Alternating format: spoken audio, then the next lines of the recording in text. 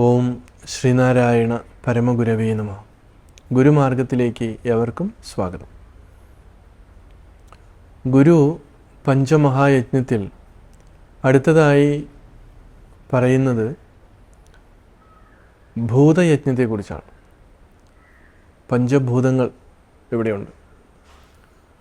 ഭൂതങ്ങൾ എന്ന് പറയുമ്പോൾ നമ്മൾ മനസ്സിലാക്കേണ്ടത് നമ്മുടെ ചുറ്റുപാടും ഒരുപാട് പ്രാണികളും ജീവജാലങ്ങളും ഒക്കെ ഉണ്ട്. അവരോട് നമ്മൾ ദയ കാണിക്കണം. അവരുടെ ഒന്നും ജീവൻ എടുക്കുവാനുള്ള ഒരു അവകാശം നമുക്കില്ല. നമ്മളുടെ സോഷ്യൽ മീഡിയയിലൊക്കെ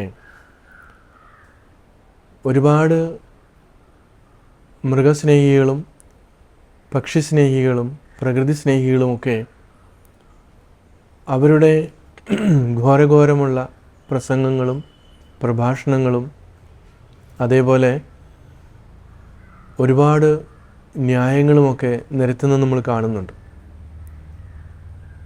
അതേ സമയത്ത് ഈ പക്ഷിമൃഗാദികളെ കൊന്ന് ഭക്ഷിക്കുന്നവരാണിവർ. ഇവർക്ക് ഇഷ്ടമുള്ള ചിലതിനെ മാത്രം സംരക്ഷിക്കുവാൻ അവർ ഒരുപാട് സ്നേഹം കാണിക്കുകയും അവർക്കിഷ്ടമുള്ള ഭക്ഷണം മത്സ്യമാംസാദികൾ ഈ ഭൂതയജ്ഞത്തിലൊക്കെ നമ്മൾ വളരെ ശ്രദ്ധിക്കേണ്ട ഒരു കാര്യമാണ്. അപ്പോൾ നായകളോടുള്ള സ്നേഹമുണ്ട്, മറ്റ് ജീവജാലങ്ങളോടുള്ള സ്നേഹമുണ്ട്. ഇതൊക്കെ വളരെ അത്യാവശ്യമായിട്ടുള്ള കാര്യമാണ്. ഗുരു അനുകമ്പാ ദശകത്തിലൊക്കെ ഒരു പീഠ എറുമ്പിനും വരുത്തരുതെന്നുള്ള അനുകമ്പ എപ്പോഴും എല്ലാവരിലും ഉണ്ടാകണമെന്ന് ഗുരു പറയുന്നു, ഗുരു പ്രാർത്ഥിക്കുന്നു. പക്ഷേ നമ്മുടെ സമൂഹത്തിൽ അങ്ങനെയല്ല. എത്രയോ ജീവികളെയാണ് കൊന്ന് ഭക്ഷിക്കുന്നത്. തീർച്ചയായിട്ടും അത് ഒരു നല്ല രീതിയല്ല എന്ന് ഗുരു സൂചിപ്പിക്കുകയാണ്. കാരണം എല്ലാത്തിലും കുടികൊള്ളുന്നത് ഒരേ ചൈതന്യമാണ്. ആ ചൈതന്യത്തെ നമ്മൾ ഇല്ലാതാക്കുക. ഇപ്പോൾ ഗുരു വേറൊരു കൃതിയിൽ സൂചിപ്പിക്കുകയാണ്, കൊല്ലുന്നവനില്ല ശരണ്യത. ഇവിടെ കൊന്ന് ഭക്ഷിക്കുന്ന തിന്നുന്നവനും അതേപോലെ തന്നെ അതിൻ്റെ ദോഷമുണ്ട്, പാപമുണ്ട്.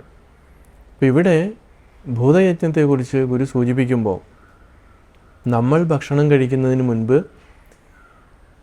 മറ്റുള്ള ജീവജാലങ്ങൾക്കും കൂടി ഒരു ഷെയർ നമ്മൾ ഭക്ഷണം കഴിക്കുന്നതിന് മുൻപ് വേണം.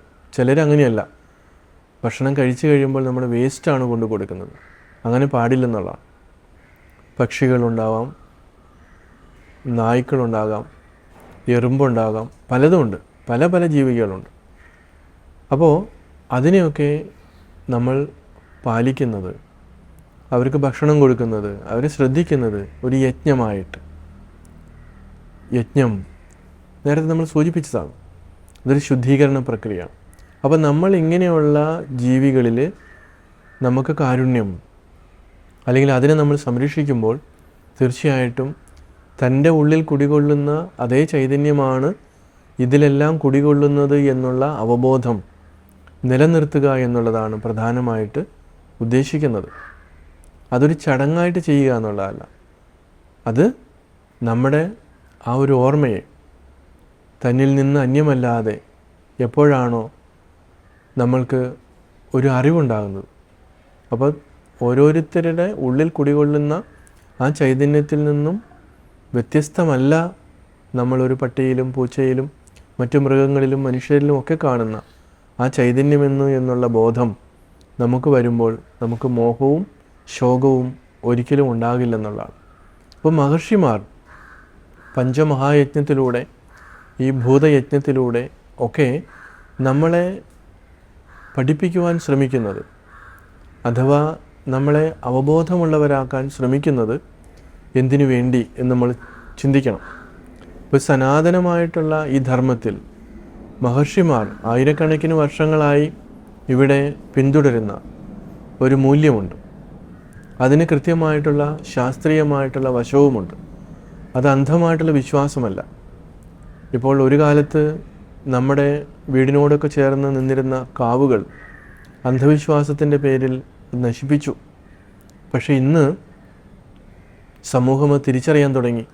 അത് ഒരുപാട് പ്രകൃതിയെ, ജലത്തെ, പക്ഷിമൃഗാദികളെ, അതുപോലെ ഈ പ്രകൃതിയുടെ സമ്പത്തിനെ സംരക്ഷിക്കുവാൻ വേണ്ടി അന്ന് ദൈവത്തിൻ്റെ പേര് പറഞ്ഞ് ഉണ്ടാക്കിയ ഒരു സമ്പ്രദായമാണ് കാവുകൾ. പക്ഷേ ഒരു കൂട്ടർ അത് പറഞ്ഞു അന്ധമായിട്ടുള്ള വിശ്വാസമാണ്. അപ്പം നമ്മൾക്ക് മനസ്സിലാകാതെയും നമ്മൾ അന്ധവിശ്വാസം പറയും. ഇതൊന്നും ശരിയായ രീതിയിൽ അറിവ് കൊണ്ടുവന്നു കഴിയുമ്പോൾ നമുക്ക് തിരിച്ചറിയുവാനും സാധിക്കും. തീർച്ചയായിട്ടും ഈ രീതിയിൽ ഈ ഭൂതയജ്ഞത്തെ നമ്മൾ കാണുമ്പോൾ നമ്മുടെ ജീവിതവും കൃതകൃത്യമായി മാറും. മറ്റുള്ളവർക്ക് അതൊരു മാതൃകയായിരിക്കുകയും ചെയ്യും. തീർച്ചയായിട്ടും അതിന് സാധിക്കട്ടെ. എവർക്കും നമസ്കാരം.